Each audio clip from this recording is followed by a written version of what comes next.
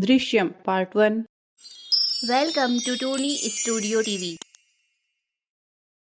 गोवा के एक शहर में एक परिवार में टोनी चिड़िया और लक्की कबूतर दोनों पति पत्नी और उनकी दो बेटियां टोनी और मोना रहते थे। टोनी बड़ी बेटी थी और मोना छोटी। लक्की कबूतर केबल ऑपरेटर का काम करता था। इनकी जिंदगी बड़ी खुशहाल थी। टोनी चिड़िया स्कूल जाती थी। एक दिन स्कूल में कांचा कौवा टोनी चिड़िया से बदतमीजी करता है तो टोनी चिड़िया उसे टीचर के डंडे से मारती है और पूरी क्लास में उसकी बड़ी बेइज्जती होती है और सब पक्षी उस पर बहुत हंसते हैं। उसी रात कांचा कौवा टोनी चिड़िया को मारने उसके घर आता है। घर पर सिर्फ लाजवंती और दोनों बेटियां थी। लक्की कबूतर किसी काम से बाहर गया हुआ था। रात को 12 बजे कांचा कौवा उनके घर के अंदर आ जाता है। कांचा कौवा: मेरी आज तक इतनी बेइज्जती नहीं हुई। बहुत खुश हुई ना आज मुझे बेइज्जत करके।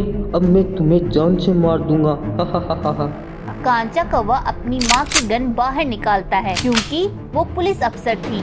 यह देखकर लाजवंती और दोनों बेटियां डर जाती हैं और जान की भीख मांगने लग। आगे से ऐसी कोई गलती नहीं होगी, प्लीज इसे माफ कर दो। इतने में कांचा कौवा लाजवंती को धक्का देता है और कांचा कौवा गोली मारने ही लगता है। इतने में टोनी चिड़िया एक पास में ही पड़े लोहे के सरिये से कांचा कौवे के सर पर मार देती है। कांचा कौवे के सर से बहुत खून निकलता है और देखते ही देखते कांचा कौवा मर जाता है। फिर तीनों बहुत डर जाती हैं और कांचा कौवे को उठाकर बाहर गार्डन में दफना देती हैं और जल्दी से घर में आकर खिड़की दरवाजे बंद कर लेती हैं। सब बहुत डर जाती हैं। इतने में दरवाजे की घंटी बजती है। लाजवंती डरते डरते दरवाजा खोलती है। फिर लक्की कबूतर को देखकर लाजवंती को थोड़ा सुकून मिलता है। फिर सारी आपबीती लक्की कबूतर को बताती हैं। लक्की कबूतर के परिवार की रात बड़ी मुश्किल से निकलती है। सुबह होते ही पता चलता है कि कांचा कौवा पुलिस ऑफिसर का बेटा था और लक्की कबूतर अपने परिवार को लेकर स्वामी चिन्मयानंद के सत्संग में चला जाता है और टिकट पहले दिन ही ले लेता है। जब कांचा कौवे को ढूंढते ढूंढते पुलिस और उसकी माँ उसके दोस्तों से मिलती है तब पता चलता है कि उस दिन स्कूल में उसकी बड़ी बेइज्जती हुई थी। टोनी चिड़िया ने उसे डंडे से मारा था। उसकी माँ पुलिस को लेकर उसके घर पर जाती है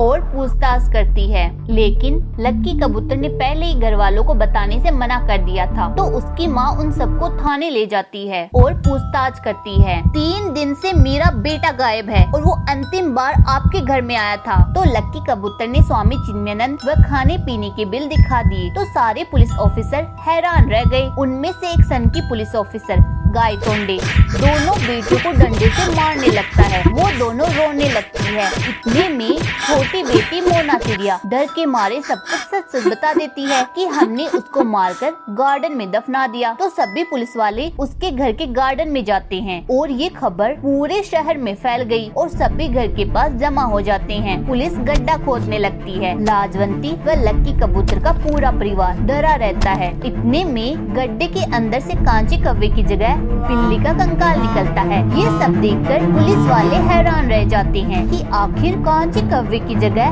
बिल्ली का कंकाल कैसे निकल गया। और लक्की कबूतर मीडिया के सामने बोलता है कि मेरे परिवार को बेवजह परेशान किया जा रहा है और मेरी दोनों बेटियों को बहुत मारा भी है। कोई सबूत न मिलने के कारण लक्की कबूतर के परिवार को रिहा कर दिया जाता है और इस वारदात के बाद गायतोंडे को पुलिस से सस्पेंड कर दिया जाता है और कांचा कौवे की माँ इस्तीफा दे देती है और बोलती है, मैंने चौथी फेल कबूतर को नजरअंदाज किया लेकिन वो चालाक निकला। सुबह होते ही लाजवंती पूछती है, लाश कहाँ गई? टोनी के पापा हमने तो वहीं दफनाई थी। तब लक्की कबूतर बताता है कि जिस रात को यह घटना हुई थी उस रात को तुम सब तो सो गए थे तो मैंने लाश को गड्ढे से निकालकर पास की ही पुलिस चौकी के फर्श का काम चल रहा था और मैंने पुलिस चौकी के अंदर गड्ढा खोदकर उसके अंदर दफना दिया। अब इस बात का जिक्र हम किसी से नहीं करेंगे और वो खुशी खुशी अपने परिवार के साथ रहने लगते हैं। इंसान अपने परिवार के बिना नहीं रह सकता, उसके लिए वह कुछ भी कर सकता है, फिर चाहे दुनिया उसे मतलबी कहे या खुदगर्ज। बताइए हमारी स्टोरी आपको कैसी लगी? कमेंट में बताइए कौन सा पार्ट आपको सबसे अच्छा लगा। And don't forget to like, share and subscribe क्योंकि